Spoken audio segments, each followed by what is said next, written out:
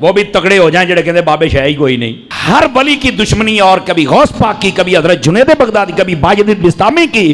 مطلب بندے کو کتا ہونا چاہیے پر انٹرنیشنل کتا تو نہیں نہ ہونا چاہیے. سارے انہوں ہی پہ گئے ہیں. وہ جڑا الو دا پٹھا ہے وہ مرزا جی پتہ نہیں پلمبر جی کیا بلا ہے وہ. میں سمجھتا تھا یہ صرف پیو کوئی نہیں, یہ تو ماں بھی کوئی نہیں, یہ تو کھوتی دا پتر لگتا ہے مینو. یہ تو کسی جانور کا بچہ ہے یار. جب میں حیران ہو گیا یار, ایسا یتیم العلم یزید الفکر خبیث النسل والاصل والعقل مطمئن کمینہ انٹرنیشنل بغیرت تجھے علم دی کتی ہے جڑا ہر بندے نو پہ گئی ہے. تم لیکن تینوں پتہ کوئی نہیں نا, تو ساڑی ایک سٹ نہیں پچانی پترا. اس واسطے اپنی زبان بند کر, بکواس بند کر. اور پیر غفران صاحب نے بھی کہا تھا, سن لو نعرہ غفران دا, مرزا جیل میں حرام دا ان کا ہے. اور اس کا جواب نہیں دے حرامی بندہ کیا دے گا بتاؤ نا مجھے. تو ایسے فتنوں کا یہی جواب ہوتا ہے. میں کہا جا ایک کنجرا گل کرن لگیا, کنجر دماغ میں کنجر گل ہی ہونی ہے, تینوں شرم تو یا نہیں پئی آؤندی. اس واسطے ان لوگوں کی بھی اتنی مرمت ہونی چاہیے, اتنی مرمت ان کی بھی ہونی چاہیے. پہ جاندہ ہے بابیاں نو جناب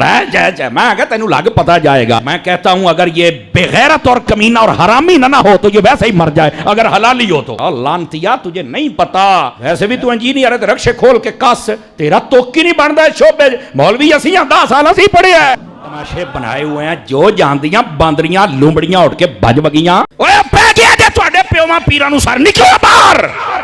اسی پھر بھی نوکری ادا کر دے پے, اسی پھر بھی نوکری ادا کر دے پے. اوے مرزے دے خلاف تواڈے پیو نے کرنیاں نے, نکلو باہر.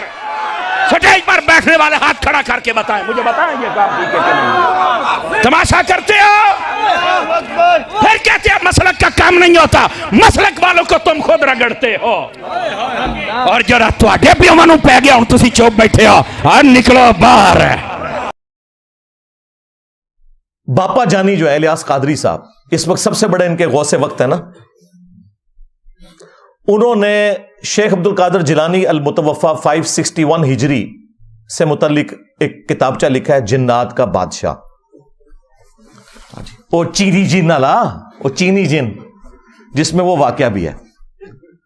اچھا, اس میں انہوں نے ایک واقعہ لکھا ہے, اور واقعہ نہ صرف لکھا ہے بلکہ ان کے جو چھوٹو مولوی ہیں نا وہ ویڈیو میں بھی بیان کر رہے ہیں اور اس کو ڈیفینڈ بھی کر رہے ہیں. شیخ عبد القادر جیلانی کو کچھ لوگ ملنے کے لیے آئے, تو جب ان کے پاس پہنچے تو ان کا ایک جو غلام تھا اس نے لوٹا جو رکھا تو لوٹے کی ٹوٹی قبلہ کی طرف نہیں کی. تو شیخ عبد القادر جیلانی غوث پاک سرکار رضی اللہ تعالیٰ عنہ کو اس پر ملال ہوا, تو آپ نے جلال سے اس کی طرف دیکھا تو وہ آپ کی نگاہ کی تاب نہ لاتے ہوئے جاں بحق ہو گیا. اور ان تعلیمات کو یہ قرآن و سنت کے مطابق سمجھتے ہیں. ہم کہتے ہیں یہ بھی فراڈ ہے. اس میں پتہ کیا لکھا ہوا ہے واقعہ, کہ شیخ عبد القادر جیلانی رحمۃ اللہ علیہ کا ایک مرید تھا, وہ انہیں وضو کروایا کرتا تھا. ایک دن اس نے وضو کروانے کے بعد جو لوٹا ہے نا اس کی ٹوٹی قبلہ رخ رکھنے کی بجائے تھوڑی ہٹا کے رکھ دی, جان بوجھ کے نہیں, بے دھیانی کی وجہ سے. تو کہتے ہیں جی شیخ عبد القادر جیلانی کو اتنا غصہ آیا کہ انہوں نے نگاہ مار کے نا مرید کو جلا کے راکھ کر دیا, اس کی روح پرواز کر گئی. وہ مرید جو بیچارہ اس امید میں اپنے بابے سے اٹیچ تھا کہ یہ میری حفاظت کرے گا, وہ خود تو مرا, بابا بھی مار کے چلا گیا. ہاں ظاہر ہے بابے نے قتل ناحق کیا, 302 لگتی ہے بابے کے اوپر, ہاں ذہن میں رکھیے گا. تو ان کے بابوں نے ان کی آخرت کیا بچانی ہے, ان کے مرید اپنی آخرت بھی لے ڈوبے, بابا بھی نال ہی لائے گئے. تو کہتے ہیں اس کے بعد پھر انہوں نے نگاہ ماری لوٹے کی طرف تو ٹوٹی سیدھی ہو گئی. یہ ان لوگوں کا, ان کے بزرگوں کا, اب تو میں کہہ سکتا ہوں نا ان کے بزرگوں کا, کیونکہ یہ تو مانتے ہیں نا, ان کے بزرگوں کا یہ لیول ہے کہ وہ بجائے لوٹے کی ٹوٹی کو سیدھا کرنے کے بندے مار دیتے ہیں, اور پھر ہمیں یہ بتاتے ہیں کہ آپ نے رسول اللہ تک پہنچنا ہے نا صلی اللہ علیہ وآلہ وسلم, ان بزرگوں کا دامن کرم تھام لیں. توبہ توبہ توبہ, دماغ خراب ہے ساڈا, جو اپنے مریدوں کو جلا کے راکھ کر دیں, یوٹیوب سے گستاخانہ ویڈیوز نہ ڈیلیٹ کروا سکیں, ان کے ساتھ ہم نے اٹیچ ہونا ہے, ہمارا دماغ خراب ہوا ہے. اب دیکھیں اس سے کتنے مدنی پھول نکلتے ہیں. ہاں میرا دماغ کدھر جاتا ہے. سب سے پہلا مدنی پھول تو یہ ہے کہ ان کے بابے جو ہے نا قتل ناحق کرتے تھے, 302 ان پہ لگتی تھی, اور قرآن میں ہے جس نے کسی مؤمن کو ناحق قتل کر دیا وہ ہمیشہ کی جہنم میں. ان کے بابے بقول ان کے، میں نہیں کہتا، بقول ان کے، ہم تو حسن ظن رکھیں گے کہ عبد القادر جیلانی کو تو بیچاروں کو پتہ ہی نہیں ہوگا ان کے ساتھ کیا کچھ ہو رہا ہے، لیکن چونکہ یہ کروا رہے ہیں تو ظاہر ہے کہ پھر اس کا اینڈ رزلٹ یہی نکلے گا کہ وہ اپنے مریدوں کو قتل ناحق والا نہ صرف معاملہ کرتے تھے بلکہ مریدوں کی وجہ سے اپنی بھی آخرت برباد کر لی. ظاہر ہے خود بھی جہنم میں چلے گئے قتل ناحق کر کے، تو قرآن کا فتویٰ ہے. آج تو آڑے بابے ہوں 302 کٹاوا ہونا ہوتے ہیں. اچھا، اس کے بعد یہ رزلٹ نکلا کہ یہ جو ان کا دعویٰ ہے نا کہ یہ رسول اللہ صلی اللہ علیہ وآلہ وسلم کے دین کے پاسباں ہیں، امین ہیں، ان کی لیگیسی آگے لے کے چل رہے ہیں، یہ بھی بالکل فراڈ ہے. کیا رسول اللہ صلی اللہ علیہ وآلہ وسلم کا ایٹیچیوڈ یہ ہوتا تھا اپنے ساتھیوں کے ساتھ؟ بخاری اور مسلم دونوں اٹھا کے دیکھیں. انس ابن مالک کہتے ہیں 10 سال تک میں نے رسول اللہ کو وضو کروایا ہے صلی اللہ علیہ وآلہ وسلم. وہ کہتے ہیں میں چھوٹی عمر کا بچہ تھا، 10 سال کی عمر میں میری والدہ ام سلیم مجھے رسول اللہ کی خدمت کے لیے چھوڑ کے چلی گئیں، اور 10 سال میں نبی الاسلام کے ساتھ رہا.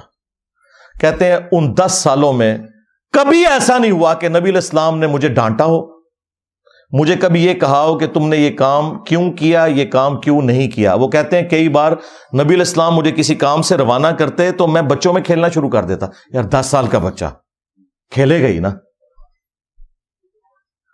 نبی الاسلام نے کبھی نہیں مجھے ڈانٹا. کبھی آپ صلی اللہ علیہ وآلہ وسلم گھر سے باہر نکلتے اور مجھے بچوں میں کھیلتے ہوئے دیکھتے تو پیار سے بلاتے، انیس،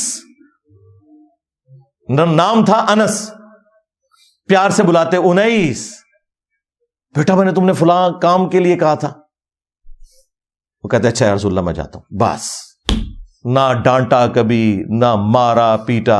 اور تمہارے بزرگ جو کہتے ہیں ہم رسول اللہ کے ماننے والے ہیں، ہم آپ کو رسول اللہ تک پہنچائیں گے، پہلے آپ تک پہنچ جاؤ. یہ میں آپ کو کمپیریزن بتا رہا ہوں. لہذا یہ جو تم لوگ کلیم کر رہے ہو نا کہ ہمارے بزرگوں کی کتابیں بدل گئی ہیں، تو جو باتیں تم کتابوں سے بیان بھی کر رہے ہو نا بغیر بدلی ہوئی، ہمارے نزدیک وہ بھی قرآن و سنت کے خلاف ہیں. سمجھ رہے ہیں نا میں کیا کہنا چاہ رہا ہوں؟ ہاں، اگر نہیں سمجھ آ رہی تو میں ایک اور مثال پیش کر دیتا ہوں.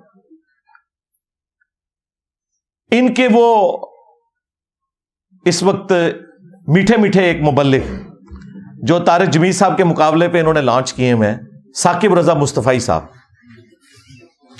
ہائے ہائے ہائے ہائے، وہ خواجہ باول حق نقشبند کے بارے میں بتا رہے ہیں کہ ان کی ایک مریدنی تھی. ہاں، اس کو بادشاہ وقت نے ایک مینارے سے گرایا. ہاں، اور وہ بخارے میں تھے. وہ کہتے ہیں کہ مریدنی نے آخری وقت میں بجائے اللہ کو پکارنے کے نا وہ بابے کو پکارا. اوکھے ویلے بزرگ کام آتے ہیں. تو آگے الفاظ دیکھیں اس ذمہ دار شخص کے.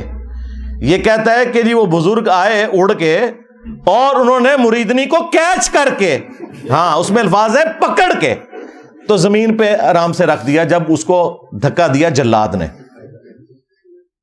حضرت شاہ نقشبند بخاری علیہ رحمہ نقشبندیوں کے امام ہیں. آپ کابل میں تشریف لائے تو بادشاہ کے گھر میں کام کرنے والی ایک خاتون آپ سے روحانی نسبت قائم کر لیتی ہے. جو اس کی ہم منصب تھیں انہوں نے اس سے حسد کیا اور بادشاہ کے گھر کا زیور چوری کر کے اس پر الزام دھر دیا اور گواہیاں بھی دے دی. بادشاہ کو بڑا غصہ آیا. اس نے کوئی بات سنے بغیر کہا کہ اس کو لے جاؤ اور محل کی چھت سے اوپر گرا دو. خیر اس کو چھت پہ لے گئے. جب پھینکنے لگے تو اس کے دل میں خیال آیا، وہ کسی نے بتایا تھا کہ اوکھے ویلے بزرگ کام آتے ہیں، تو اس سے بڑھ کر اوکھا ویلا ہو کیا سکتا ہے. تو اس نے بخارے کی طرف منہ کر کے کہا، شیعہ للہ چو گدائے مستمند المدد خواہم ز شاہ نقش بند. اور اتنے میں جلاد نے پیچھے سے دھکا دے دیا. جب وہ نیچے گئی تو حضرت شاہ نقشبند بخاری نے پکڑ کے آرام سے زمین پہ رکھ دیا. تو حیرت زدہ ہوگی، حضرت آپ کب آئے تھے؟ کہا تو از چبارہ آمدی من از بخارا آمدم. تو چبارے سے چل پڑی تھی، میں بخارے سے چل پڑا. اور بعد میں مریدنی پوچھتی ہے کہ حضرت آپ کہاں سے؟ تو انہوں نے کہا کہ تو مینارے سے چل پڑی اور میں بخارے سے چل پڑا، اور نہر والے پل تے آ کے ملے دوئے. یہ تبدیل تو نہیں ہوا. ظاہر ہے ثاقب رضا مصطفی صاحب جب بیان کر رہے ہیں تو یہ واقعہ تبدیل تو نہیں ہوا نا. اس کے ساتھ تو ہم یہ کر سکتے ہیں نا سب کچھ. اور دوسری طرف بخاری مسلم میں حدیث ہے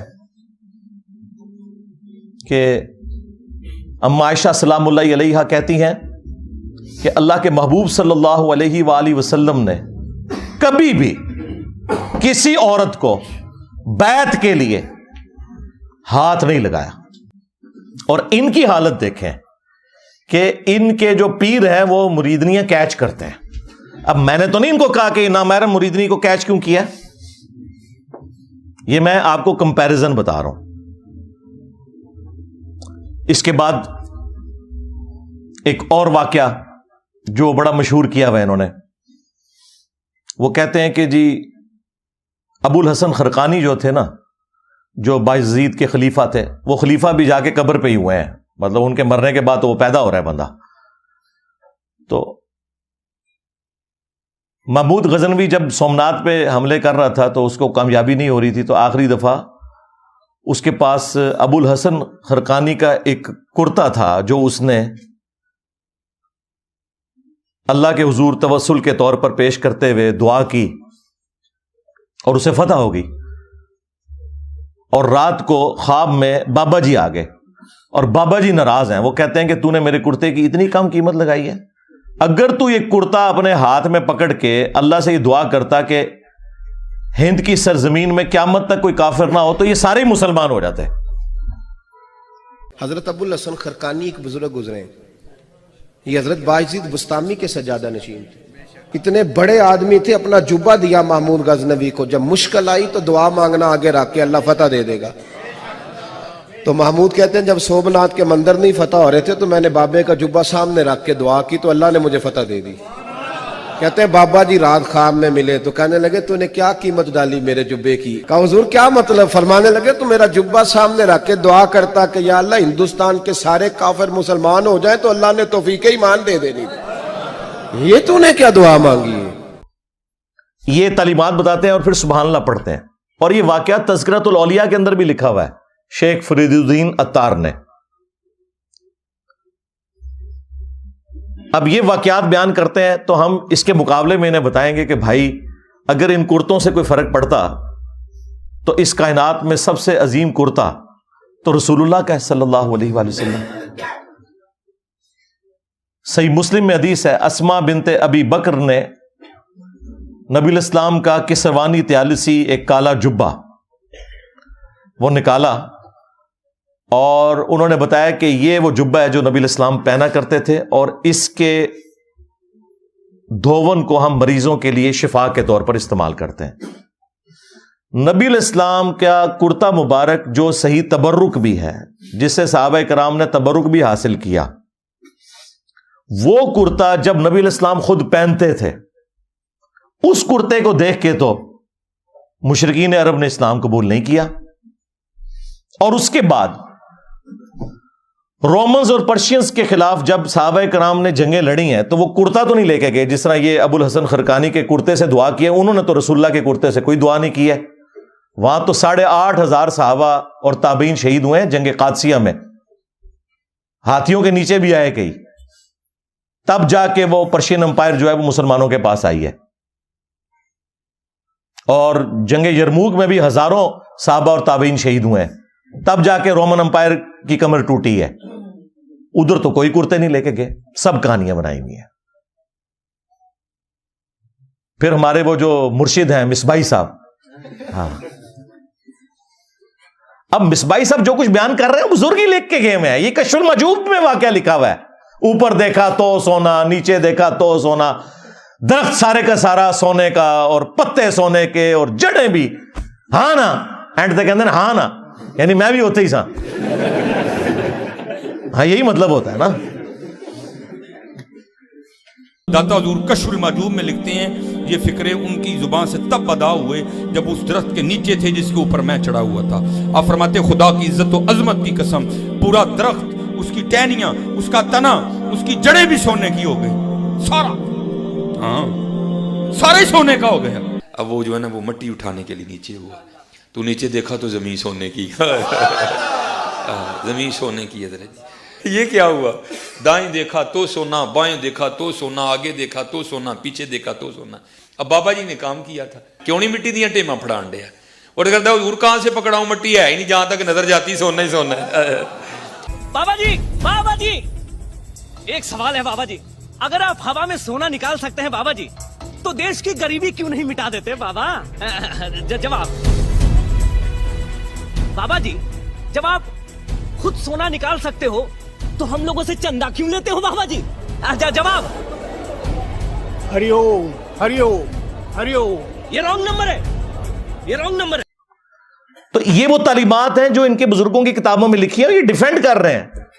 ہم اس کے جواب میں پھر آپ سے نہ پوچھیں کہ تم بزرگوں کے بارے میں کلیم کر رہے ہو کہ وہ نیچے دیکھتے تھے سونا بنا دیتے تھے, درختوں کو سونے کا بنا دیتے تھے. خدا کے لیے سورہ بنی اسرائیل کے اندر جو کافروں نے رسول اللہ صلی اللہ علیہ وآلہ وسلم سے 9 معجزات مانگے تھے نا, ان میں سے ایک معجزہ یہ بھی تھا کہ اس کا کوئی سونے کا گھر بن جائے, تب اسے پیغمبر مانیں گے. تو اللہ تعالیٰ نے پتہ اس کے جواب میں کیا کہا کہ تم فرماؤ میں تو بشر ہوں, رسول ہوں, اللہ کا پیغام پہنچانے والا ہوں, یہ اللہ کے اختیار میں ہے. رسول اللہ صلی اللہ علیہ وآلہ وسلم کے لیے تو اوپر دیکھیں تو سونا, نیچے دیکھیں تو سونا تو نہیں ہوا. جہاں پہ نبوت بھی سٹیک پہ لگی ہوئی تھی اس حوالے سے کہ کافر وہ ڈیمانڈ کر رہے تھے معجزہ. تیرے بزرگوں کا اتنا مقام ہو گیا کہ ان کے لیے بعد میں یہ ساری چیزیں سونے کی بن جائیں گی. چلیں اس کے بارے میں کوئی کہہ لے گا جی وہ اللہ تعالیٰ کی مشیت یہ تھی کہ کافروں کو معجزے کے طور پہ یہ چیز نہیں دکھانی, صرف قرآنی معجزہ ہے. چلیں آگے چلتے ہیں. سورہ التوبہ میں اللہ تعالیٰ فرماتا ہے کہ غزوہ تبوک کے موقع پر جب کچھ غریب اصحاب رسول اللہ کے پاس آئے اور انہوں نے کہا یا رسول اللہ صلی اللہ علیہ وآلہ وسلم آپ ہمارے لیے کوئی ساز و سامان کا بندوبست کر دیں, کوئی سواری کا. 700 کلومیٹر دور جانا ہے رومن امپائر کے بارڈر کے اوپر تبوک کے لیے, تو ہم بھی آپ کے ساتھ چلیں گے. تو نبی الاسلام نے فرمایا کہ میں اپنے پاس کوئی ایسی چیز نہیں پاتا کہ میں تمہاری اس حوالے سے کوئی مدد کر سکوں, نہ سواری کے طور پہ نہ ساز و سامان کے طور پر. اے نبی تم دیکھتے ہو کہ یہ تم سے اس حال میں واپس پلٹتے ہیں کہ ان کی آنکھیں آنسوؤں سے تر ہوتی ہیں, اس غم کے سبب کہ وہ اپنے نبی کے ساتھ قتال میں شامل نہیں ہو سکیں گے. اب نبی الاسلام تو کہہ رہے ہیں کہ میں تو کوئی ایسی چیز نہیں پاتا کہ میں تمہاری مدد کر سکوں. تو اس موقع پر اوپر دیکھا تو سونا, نیچے دیکھا تو سونا کیوں نہیں ہو گیا؟ وہ تو جامع ترمذی میں آتا ہے کہ سیدنا عثمان ابن عفان رضی اللہ تعالیٰ عنہ علیہ السلام نے اللہ تعالیٰ کی راہ میں صدقہ اور خیرات کیا, سونے کی اشرفیاں اور اونٹ, اور وہ انہوں نے کمائے ہوئے تھے. وہ اوپر دیکھیں تو سونا, نیچے دیکھیں تو سونا نہیں تھے. تو تمہارے بزرگوں کے لیے ہم کیسے مان لیں؟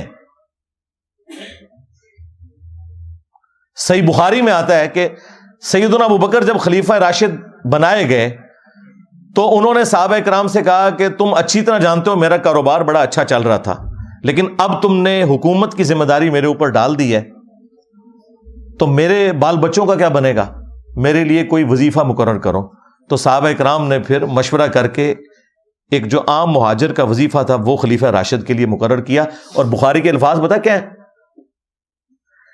کہ ابو بکر امور حکومت چلائیں گے اور اس کے عوض جو مسلمان ہیں وہ ان کے بیوی بچوں کا خرچہ اٹھائیں گے. کتنی گستاخی ہے کہ ابو بکر کے گھر والوں کا خرچہ مسلمان اٹھا رہے ہیں ان کے بقول. لیکن ہمارے نزدیک ایسا ہی ہوتا ہے بھائی. یہ نہیں ہوا کہ حضرت ابو بکر نے مسلح اٹھایا تو نیچے سے سونا نکلا, نہیں نکلتا ایسے سونا, ایسا تو نہیں ہوتا. اوپر دیکھیں تو سونا, اور دیکھیں یہ لوگ دعوے کرتے ہیں ہم جی صحابہ کرام اور اہل بیت کے ماننے, اور نسوے تو ہیں تو انہوں پتہ ہی نہیں صحابہ کرام اور اہل بیت دا کوئی, تسی بابیاں دے مننے والے ہو. یہی مصباحی صاحب ایک اور واقعہ سناتے ہیں ایک بزرگ کا.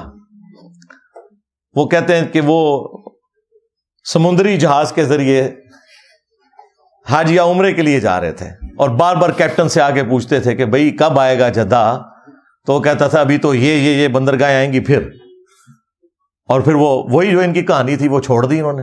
وہ کہتے ہیں کہ جی وہ بزرگ جو ہیں وہ انہوں نے اپنی کرامت دکھائی, اور نے کہا جی کیپٹن صاحب لو پھر جدہ آ گیا جی. ہمارے بزرگوں نے کوئی لطیفے نہیں لکھے جی. یہ کتاب ہے تذکرہ غوثیہ, یہ غوث علی شاہ صاحب رحمۃ اللہ تعالی علیہ کے ملفوظات. آپ فرماتے ہیں میں حج کرنے کے لیے گیا اور میں بمبئی بندرگاہ سے بحری جہاز پہ بیٹھا.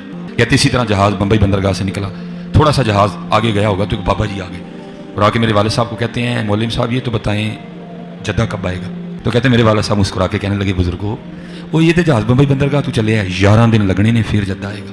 کہتے ہیں بابا جی چلے گئے, عصر پڑھ کے پھر آئے, وہی سوال. میرے والد صاحب کا بھی وہی جواب, پھر چلے گئے, مغرب پڑھ کے پھر آئے, پھر وہی سوال. کس دفعہ میرے والد صاحب بھی غصے میں آ گئے, کہنے لگے بابا جی گل نہ کریے, بار بار نہ ہو میرے گھر, میں تو 11 دن تو پہلے لیا نہیں سکتا, جو تسی لیا سکتے ہو تو لے آؤ. کہتے ہیں وہ بابا جی میرے والد صاحب کو کہتے ہیں پھر سب سے پہلے کون سی بندرگاہ آئے گی؟ کہتے ہیں میرے والد صاحب نے کہا مخا. پھر کون سی آئے گی؟ حدیدہ. پھر کون سی آئے گی؟ عدن. پھر کون سی آئے گی؟ میرے والد صاحب نے کہا جدہ. تو بابا جی کہتے ہیں پھر ویکھو جدہ آ گیا جی. تذکرہ غوثیہ. ہمارے بزرگوں نے کوئی لطیفے نہیں لکھے جی. انہوں نے پتا سی کہ جدے تو بعد انجینئر صاحب نے بھی آنا ہے.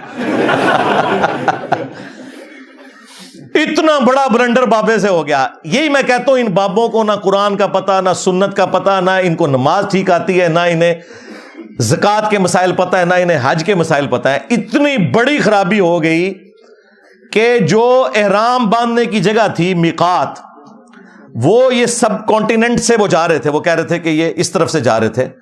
یلملم ایک جگہ آتی ہے جو جدے سے بہت پہلے آتی ہے. ایون جہاز کے پائلٹ کو بھی پتا ہے, آپ عمرے کے لیے جائیں وہ اناؤنسمنٹ کرتے ہیں کہ یلملم آنے والا ہے, اگر کسی نے احرام نہیں باندھا ہوا یا احرام باندھا ابھی تک نیت نہیں کی تو نیت کر لے, کیونکہ اس کے بعد تو دم واجب ہو جائے گا. ان کے بابے نے ڈائریکٹ جدے پہنچا دیا جہاز, وہ کوئی نہیں پہنچا, کہانی پہ کراندہ جائے. لیکن چلو یہ تو کہتے ہیں نا پہنچا. ہم کہتے ہیں جس بابے کو مسائل نہیں پتا, پکڑ کے مفت میں پورے کے پورے بحری جہاز کے اوپر جو ہے نا وہ دم واجب کروا دیا. سینکڑوں لوگ سوار ہیں, سینکڑوں بیڑے آپ جا کے ڈھونڈے, یعنی نیکی کی تھی کہ الٹا مصیبت ہی پا چھڑا.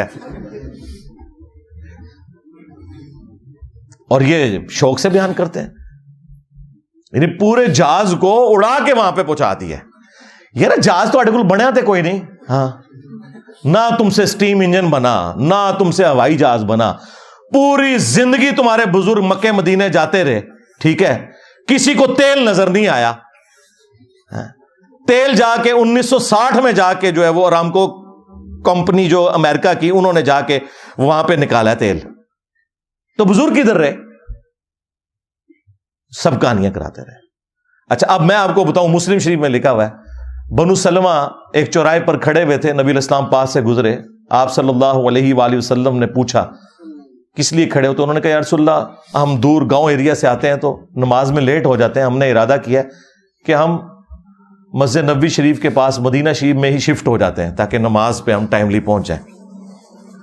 تو آپ صلی اللہ علیہ وآلہ وسلم نے فرمایا کہ تم لوگ جتنے قدم چل کے آتے ہو نا تو اتنا ثواب تمہارے نامہ اعمال میں لکھا جاتا ہے. تو پھر بنو سلمہ نے مدینہ شریف میں شفٹ ہونے کا ارادہ ترک کر دیا.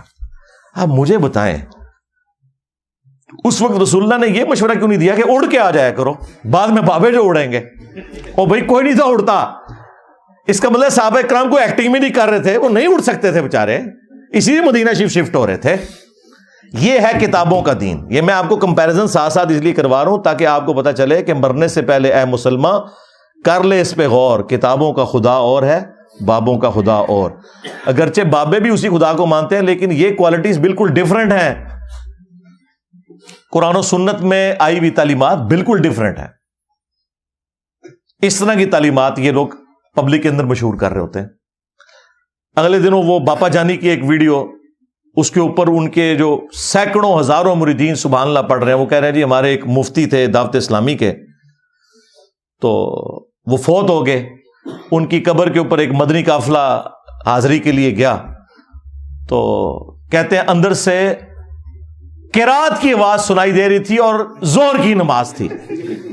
مفتی دعوت اسلامی کی بارگاہ میں, تو انہوں نے وہ بتایا کہ ہم اس وقت مفتی دعوت اسلامی قدس سر السامی کے مزار پر حاضر ہیں, اور ہم دونوں نے ہم دونوں نے بالکل ہوش و حواس میں اپنے کانوں سے سنا کہ اندر میں با جماعت نماز پڑھی جا رہی ہے,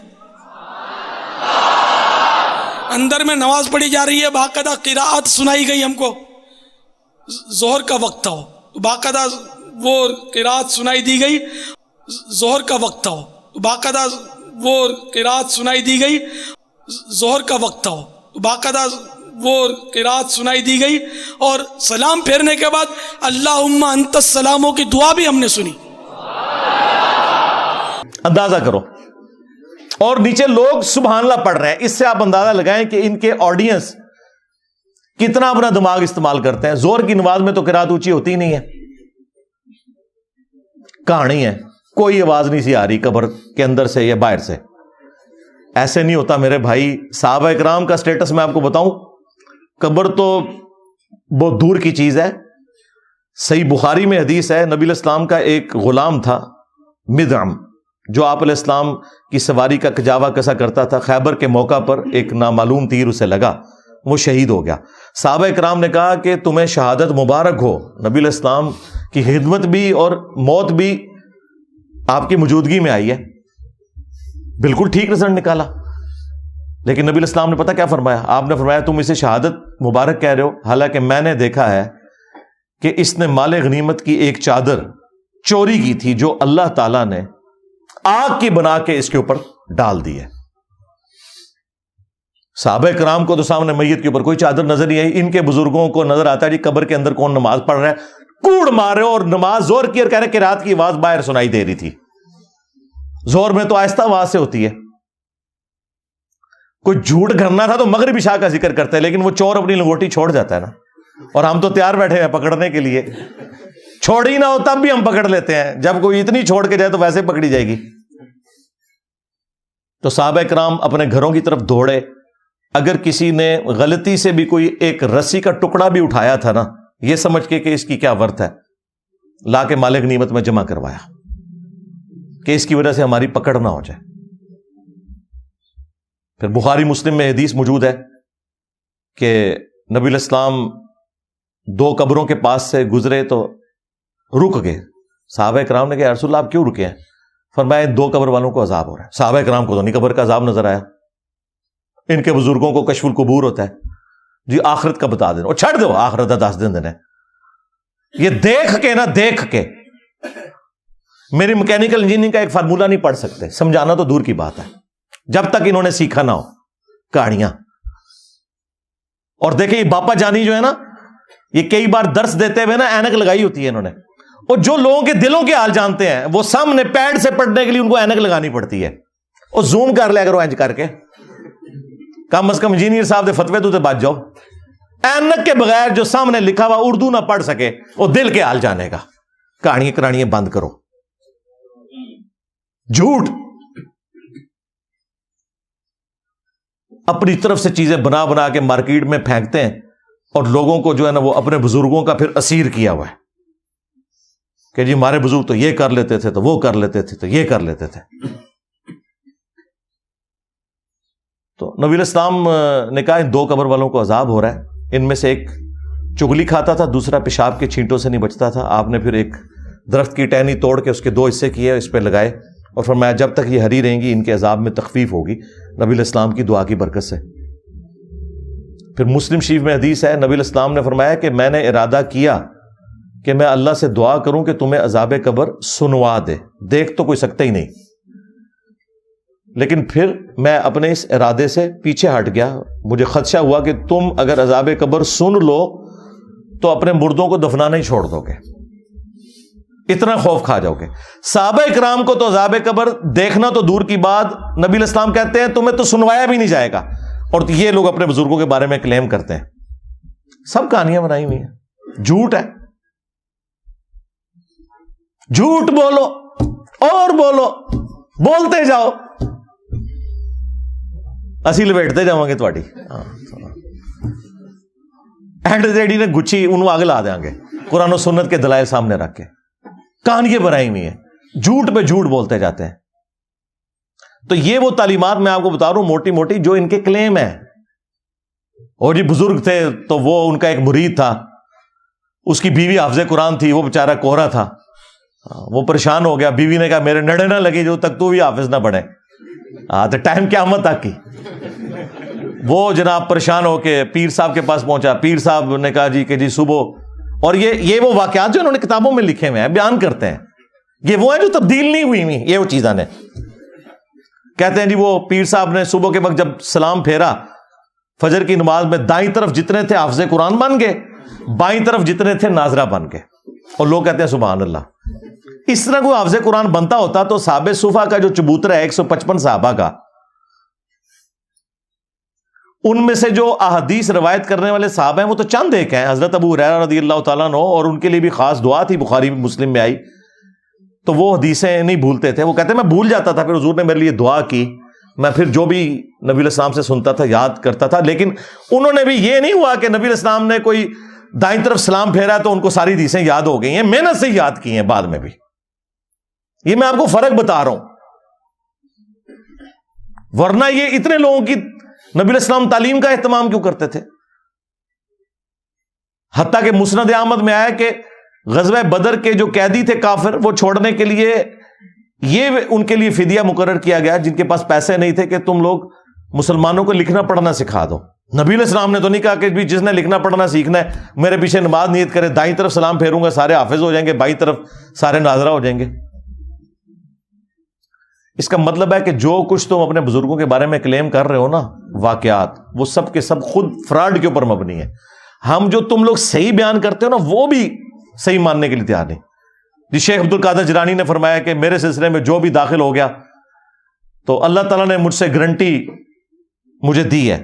اندازہ کرے غیر پیغمبر جو 500 سال بعد آیا اس کے بارے میں ایک کلیم کر رہے ہیں، اللہ نے اسے گارنٹی دے دی ہے. رسول اللہ کے بعد جو کہہ رہے ہیں نا مجھے اللہ نے گارنٹی دی ہے، تو سمجھ لو کہ اے مسلمہ کذاب دا چھوٹا پراج ہے، خواہ غلام احمد قادیانی دجال ہے یا کوئی اور ہے. ہم نہیں کہتے کہ عبد القادر جیلانی نے یہ کہا ہوگا، لیکن ان کی ضد ہے. ہم کہتے ہیں اگر ضد ہے تو لو سامو، پھر فتوا لو ساڈے کو.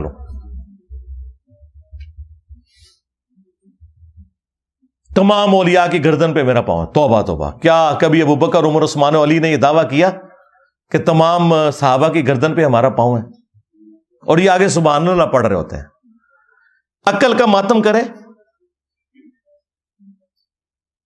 جی میرا مرید جو ہے وہ مشرق میں ہو اور میں مغرب میں ہو اور اس کا ستر کھل جائے تو میں پہنچ جاؤں گا. میں کہا بڑو سچے قادری.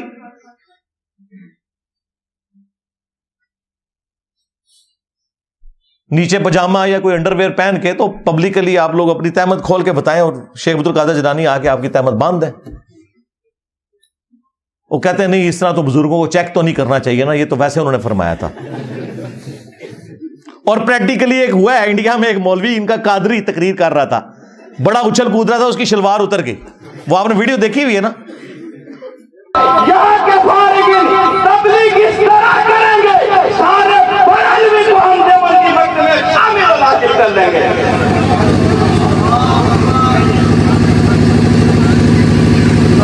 نعرہ تکبیر، نعرہ رسالت، علماء اہل سنت.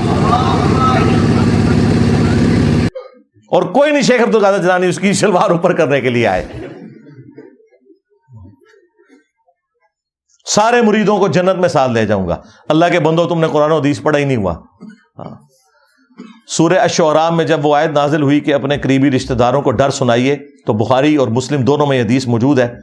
نبی علیہ السلام نے اپنے چچا عباس کو مخاطب کیا، اے نبی کے چچا عباس، میرے مال سے جو لینا ہے لے لے، اگر اللہ کے حضور پکڑا گیا تو میں تیرے کچھ کام نہیں آؤں گا.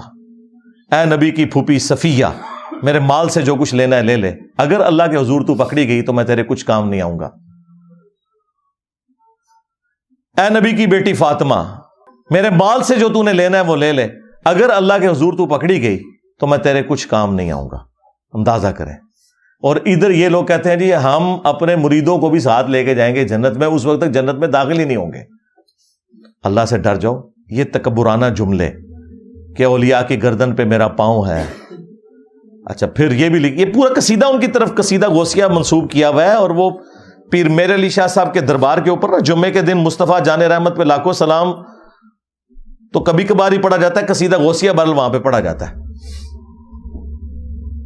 جی قیامت تک سورج جو طلوع ہوگا وہ مجھے میری اجازت سے طلوع ہوگا، مجھے بتائے گا کہ کیا کچھ ہونا ہے. پتہ نہیں کیا کچھ کہانیاں لکھی ہیں نے، مطلب وہ جو کوئی صحابی بھی نہیں سوچ سکتا اپنے بارے میں. تو یہ ساری کی ساری باتیں کرنے کے بعد پھر میں بولوں کہ نہ بولوں کہ میرے نبی سا ہے ہی کوئی نہیں، بابے تھے شے ہی کوئی نہیں. کیونکہ یہ جتنے میں نے 7-8 واقعات آپ کو بابوں کے بتائے ہیں نا، اس کے مقابلے میں قرآن و سنت کی تعلیمات بتائی ہیں. تو اب میں حق بجانے میں ہوں یہ کہنے میں کہ نبی کے جیسا ہے ہی کوئی نہیں، بابے تھے شے ہی کوئی نہیں. جو چیزیں نبی الاسلام ان کے صحابہ کے لیے نہیں ہیں تم نے بابوں کے لیے کلیم کی ہیں. تو ہم کہہ رہے ہیں نا یہ ہم بابوں کو توہین کے طور پہ نہیں کہہ رہے. اور ویسے بھی تم نے ہمیں خود یہ کہانی پڑھائی ہوئی تھی کہ جی کوئی بڑے سے بڑا غوث کتب ابدال ہو, وہ کسی صحابی کے گھوڑے کے قدموں کی خاک جو گھوڑے کے نتنوں میں بیٹھے, یہ جو ایک کہانی پوری انہوں نے بنائی ہوئی ہے, کولوئی بنائی ہوئی ہے. چلیں یہ تو مانتے ہیں اس کہانی کو, اس کے برابر نہیں ہو سکتا. تم تو کہتے ہو کہ غوث کتب ابدال یعنی تمہارے بابے صحابہ کرام کے گھوڑے کے قدموں کی خاک کے برابر بھی نہیں ہے. جانوروں سے بدتر سمجھتے ہو غوث کتب ابدال کو, تم ظاہر ہے جانوروں سے بدتر سمجھ رہے. ہم تو اس بات کو نہیں مانتے. کوئی بھی جانور کسی مسلمان سے افضل نہیں ہو سکتا. بہرحال تم کہتے ہو کہ وہ ان گھوڑوں کے قدموں کی خاک جو ہے نا وہ افضل ہے تمہارے غوث کتب ابدال سے. تو میں تو چھوٹی بات کر رہا ہوں, بابے تشیعی کوئی نہیں. مجھے تو کہنا چاہیے کہ ابو بکر عمر عثمان و علی جیسا ہے ہی کوئی نہیں. تیرے بابے تشیعی کوئی نہیں. تیرے بابے تھے ابو بکر عمر عثمان و علی کے گھوڑے کی خاک کے مقابلے میں بھی شیعی کوئی نہیں. مجھے تو یہ بولنا چاہیے. تو بڑا ہلکا جملہ بول رہا ہوں, رجوع کرا پھر میں دیتے بھی جی بابے تشیعی کوئی نہیں, بابے تشیعی کوئی نہیں. جی آئے دن انجینئر صاحب نعرہ لگاتے ہیں. تم نے یہ نعرہ لگایا ہوا ہے نا کہ کوئی غوث کتب ابدال جو ہے وہ کسی صحابی کے گھوڑے کے قدموں کی خاک کو نہیں پہنچ سکتا. خود سے ایک جعلی کہانی. ہاں یہ ضرور ہے حدیث ابو داؤد کے اندر, جب مولا علی علیہ السلام کے اوپر سب و شتم کروا رہے تھے بنو امیہ کے لوگ کر رہے تھے, حضرت مغیرہ ابن شعبہ کی موجودگی میں, وہ گورنر کوفہ تھے, وہ اپنے سامنے کروا رہے تھے. مسند احمد میں بھی موجود ہے. جدھر پھر ان کو بڑا غصہ آیا حضرت سعید ابن زید کو, جو عشرہ مبشرہ میں سے تھے اور حضرت عمر کے وہ بہنوئی تھے. انہوں نے کہا اوے مغیرہ, اوے مغیرہ. اور ایک روایت میں آتا ہے اس ظالم کو دیکھو اپنے سامنے ایک جنتی کے اوپر لعنت کروا رہا ہے. تو انہوں نے کہا کہ نبی کے صحابی کے سامنے یہ ہو رہا ہے کہ ایک جنتی شخص کے اوپر لعنت کروائی جا رہی ہے.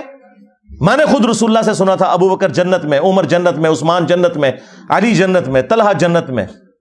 عشرہ مبشرہ والی انہوں نے حدیث سنائی اور انہوں نے کہا کہ یاد رکھنا تم بعد کے لوگ جتنے ہو نا, تمہیں عمر نو بھی مل جائے نا, تو جو نبی کا صحابی نبی صلی اللہ علیہ وآلہ وسلم کے ساتھ جہاد میں شریک رہا اور اس کے چہرے کے اوپر گرد آ گئی, مٹی, اس جہاد کی وجہ سے,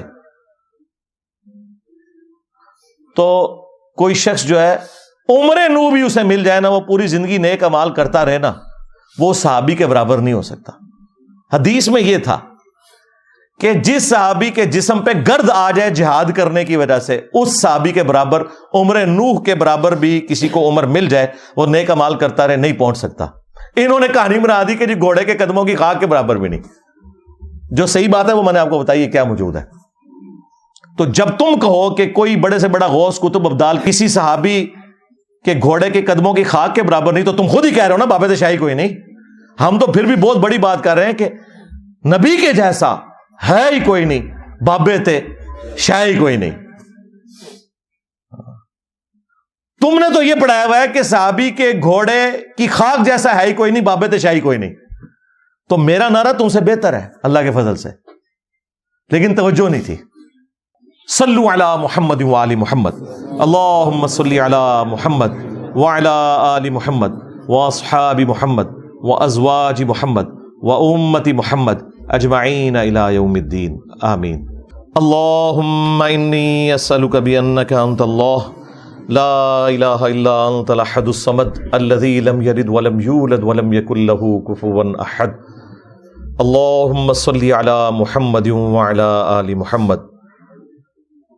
ربنا آتنا فی الدنیا حسنہ وفی الآخرة حسنة وقنا عذاب النار. ربنا آتنا من لدنک رحمہ وہیئ لنا من امرنا رشدا. لا الہ الا انت سبحانک انی کنت من الظالمین. اللہم اغفر لحینا ومیتنا وشاہدنا وغائبنا وصغیرنا وکبیرنا وذکرنا وانثانا. اللہم من احییتہ منا فاحیہ علی الاسلام ومن توفیتہ منا فتوفہ علی الایمان. اے اللہ جن جن بھلائیوں کا سوال تیرے محبوب صلی اللہ علیہ وآلہ وسلم نے تجھ سے کیا، ہمارے حق میں، ہمارے ماں باپ کے حق میں، ہمارے بیوی بچوں کے حق میں، پوری امت کے حق میں قبول و منظور فرما۔ جن جن چیزوں کے شر سے تیرے محبوب علیہ السلام نے تیری پناہ طلب کی، تمام مسلمانوں کو ان چیزوں کے شر سے اپنی پناہ عطا فرما۔ بالخصوص فلسطین کے مسلمان، کشمیر کے، چائنا کے، انڈیا کے، افغانستان کے، یمن، عراق، شام، پاکستان، جہاں کئی مسلمان کسب پرسی کی زندگی گزار رہے ہیں، غیب سے ان کی عزت، آبرو، جان و مال کی حفاظت فرما۔ اے اللہ ہمیں کتاب و سنت کی تعلیمات پر عمل کر کے دوسرے بھائیوں تک پہنچانے کی توفیق عطا فرما۔ اے اللہ جو مسلمان فوت ہو چکے ان کی مغفرت فرما، جو زندہ ہیں قبر و آخرت کی تیاری کرنے کی توفیق عطا فرما، جو بیمار ہیں انہیں شفاء کلی عطا فرما۔ حاضرین کے دلوں میں جو جو نیک اور جائز دعائیں ہیں قبول فرما۔ تمام مسلمانوں کی تمام دینی، دنیاوی، جسمانی، روحانی، ظاہری، باطنی پریشانیاں، تکلیف، مصیبتیں، دکھ تر، بیماریاں، دشواریاں دور فرما۔ اے اللہ ہمارے ملک پاکستان کی خیر فرما، پورے عالم اسلام کی خیر فرما، عالم اسلام کو اندرونی اور بیرونی خطرات سے محفوظ فرما۔ سبحان ربک رب العزت عما یصفون وسلام علی المرسلین والحمد للہ رب العالمین وصلی اللہ علی النبی الکریم وعلی آلہ واصحابہ اجمعین الی یوم الدین، آمین۔